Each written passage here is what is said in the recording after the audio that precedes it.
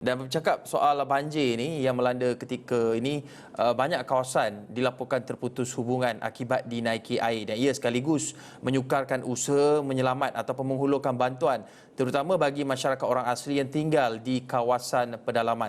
Dan untuk mengulas lanjut, kita bersama dengan Saiful Zahlan Muhammad Azmi, Timbalan Ketua Pengarah JAKOA, bahagian perancangan dan juga pengurusan. Assalamualaikum Cik Saiful. Waalaikumsalam warahmatullahi. Cik Saiful, berapa banyak kawasan kampung orang asli di pedalaman yang terputus hubungan akibat banjir dan bagaimana bantuan seperti makanan, kemah dan lain-lain ini dapat dihantar kepada mereka?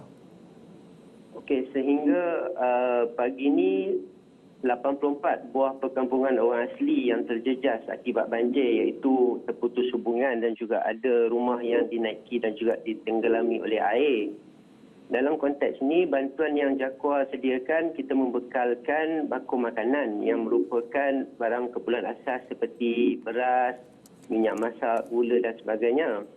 Bagi tujuan penghantaran bantuan ini pula, JAKOA sentiasa menyelaras segala gerak kerja dengan Pusat Kawalan Operasi Bencana Daerah dan juga bekerjasama dengan agensi-agensi kerajaan yang lain seperti Angkatan Pertahanan Awam Malaysia, Jabatan Kebajikan Masyarakat, pihak bomba, Kementerian Kesihatan dan juga agensi-agensi yang lain.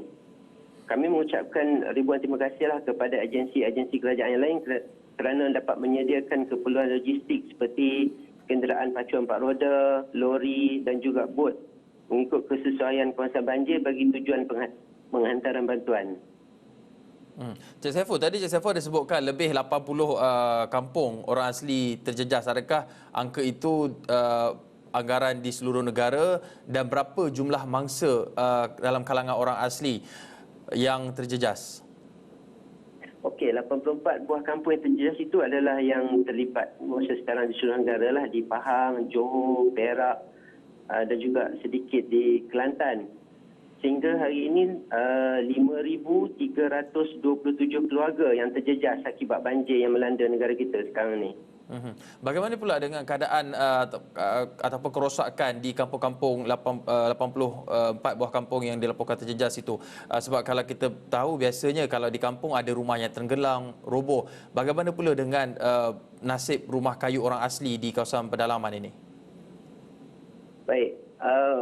Oleh kerana sekarang ini situasi banjir belum surut, jadi pihak kami masih lagi memantau tahap kerosakan yang dialami. Untuk pengetahuan Cik Hakim juga, kebanyakan perkampungan orang asli ini tidak ditenggelami oleh air disebabkan kedudukannya yang tinggi. Tetapi kebanyakannya terjejas akibat keputusan ataupun terputus hubungan akibat banjir yang melanda di laluan keluar masuk kampung. Okey, bagi rumah-rumah orang asli yang terjejas ni, jabatan sedang memantau dan kita akan membuat penilaian. Sekiranya berlaku kerosakan, kita akan melaksanakan kerja-kerja baik pulih menggunakan peruntukan dan jabatan. Bagi rumah yang jika dinilai mengalami kerosakan yang teruk, kita boleh mempertimbangkan untuk membina rumah baru. Untuk pengetahuan Cik Hakim juga, semenjak tahun 2010, kerajaan telah memperkenalkan konsep rumah baru kepada orang asli, iaitu kita membina rumah batu yang mana yang lebih selesa dan kukuh di kawasan pedalaman. Cik Saiful, adakah mereka ini juga mempunyai pusat penempatan sementara yang khas ataupun tertentu di kawasan pedalaman memandangkan kebanyakan kampung orang asli ini lokasinya jauh di kawasan hutan ataupun pedalaman? Okey, bagi PPS, Pusat Penempatan Sementara ni diselaraskan oleh Pusat Kawalan Operasi Daerah yang mana diketuai oleh pegawai daerah. Jadi di kawasan pedalaman ni dia tak ada pusat PPS yang tersendiri.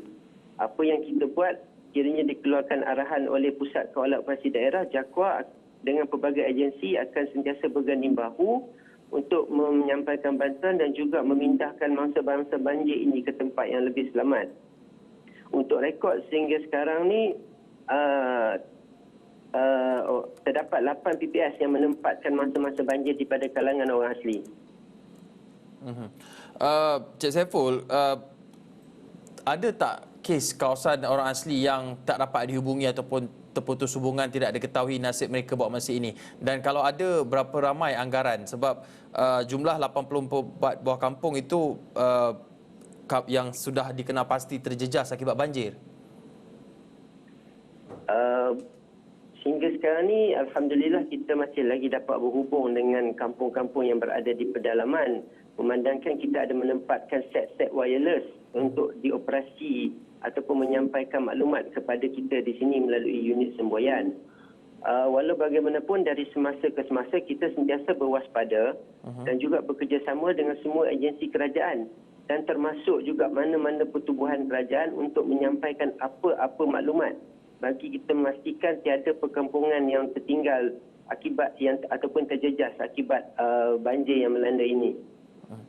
Cik Dari ya. semasa Ya, teruskan.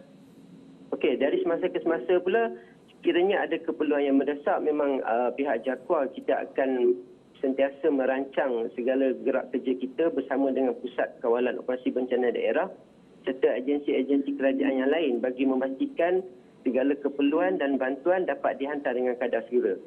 Cik Saiful, ringkas saja, kita ada masa lebih kurang 30 saat. Apa keperluan khusus ataupun tertentu untuk masyarakat orang asli yang dipindahkan ke PPS ini?